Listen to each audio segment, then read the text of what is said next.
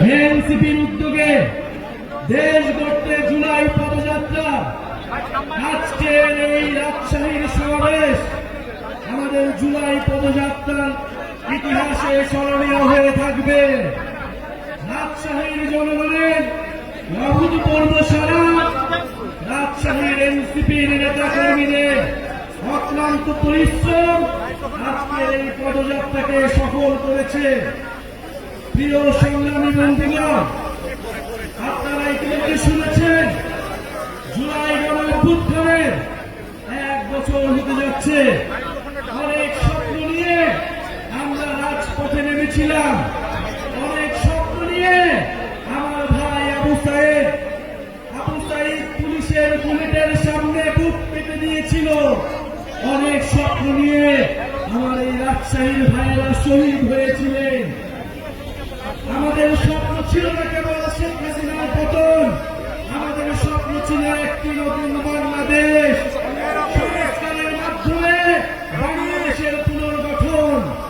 কিন্তু বন্ধুগণ, দুঃখের কথা, 5ই আগস্টের পরে নানান শক্তির ষড়যন্ত্রে সংস্কারের পথ রুদ্ধ হয়েছে।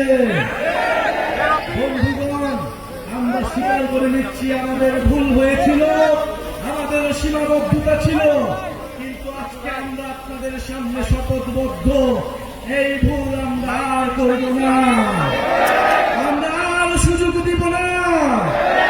এই গণঅভ্যুত্থানকে, যারা এই সংস্কারের যাত্রাকে ব্যাহত করার চেষ্টা করছে, বাংলাদেশের জনগণ তাদেরকে কোনোদিন ক্ষমা করবে না। প্রিয় বন্ধুগণ, 5ই আগস্ট 2024-এ আমাদের লক্ষ্য ছিল ফ্যাসিবাদের পতন, এবার আমাদের লক্ষ্য হচ্ছে বাংলাদেশের পুনর্গঠন। প্রিয় বন্ধুগণ, 5ই আগস্ট আমাদের লক্ষ্য ছিল গণভবন, এবার আমাদের লক্ষ্য হচ্ছে জাতীয় সংসদ ভবন। আমরা জয় করেছি, এবার জাতীয় সংসদকে আমরা জয় করব। ইনশাআল্লাহ জাতীয় সংসদে তরুণদের অভূতপূর্ব বিজয় উদযাপিত হবে সামনের নির্বাচনে। কিন্তু তার আগে কথা আছে, নির্বাচনের আগে অবশ্যই সংস্কারের সুরাহা হতে হবে, বিচারের সুরাহা হতে হবে। গণহত্যাকারী খুনি হাসিনার বিচার আমরা দেখতে চাই, সংস্কার দেখতে চাই এবং নতুন সংবিধান দেখতে চাই। এই প্রজন্ম বাংলাদেশের জনগণের কাছে প্রতিশ্রুতি দিচ্ছে যে একটি নতুন গণতান্ত্রিক সংবিধান এই দেশের মানুষকে উপহার দিবে, যে সংবিধান বাংলাদেশের মানুষের অধিকার নিশ্চিত করবে, সেই সংবিধান ইনসাফ নিশ্চিত করবে। প্রিয় বন্ধুগণ, স্বৈরতন্ত্র এবং পরিবারতন্ত্রের অবসান ঘটাতে হবে এই বাংলাদেশ থেকে। মেধা এবং যোগ্যতার ভিত্তিতে আমরা নতুন রাজনীতি এবং নতুন বন্দোবস্ত গড়ে তুলব। প্রিয় বন্ধুগণ, রাজশাহীতে এসেছি, রাজশাহী সম্পর্কে দু একটি কথা বললেই নয়। রাজশাহী ঐতিহ্যের নগরী, রাজশাহী জ্ঞান বিজ্ঞান ও সংস্কৃতির নগরী। এই পদ্মার পরে রাজশাহী যুগ যুগ ধরে টিকেছিল। আজকের এই দিনে আমরা স্মরণ করছি মজলুম জননেতা মাওলানা ভাসানীকে, যিনি এই রাজশাহী শহর থেকে ফারাক্কা লং মার্চ শুরু করেছিল। আমরা ঘোষণা করছি, যদি আমাদের নদীর হিস্সা, আমাদের পানির হিস্সা আমাদের বুঝে নিতে হয়, আমাদের সীমান্তকে রক্ষা করতে হয়, তাহলে আমরা আবার লং মার্চ শুরু করব এই রাজশাহী শহর থেকে। আপনারা প্রস্তুত হন, 3রা আগস্ট শহীদ মিনারে দেখা হবে। জুলাই সনদ, জুলাই ঘোষণাপত্র আদায় করে ছাড়বো ইনশাআল্লাহ। জুলাই কেবল আবেগের বিষয়, যারা বলে জুলাইকে কোনো সাংবিধানিক স্বীকৃতি দেওয়ার প্রয়োজন নয়।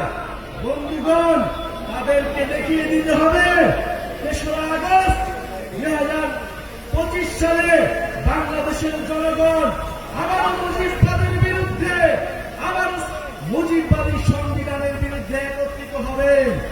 যারা জুলাইকে সংবিধানে জায়গা দিতে চায় না, যারা জুলাইকে কোন আইন কাঠামোতে জায়গা দিতে চায় না, তারা মুজিববাদের রাস্তা তৈরি করতে চায়।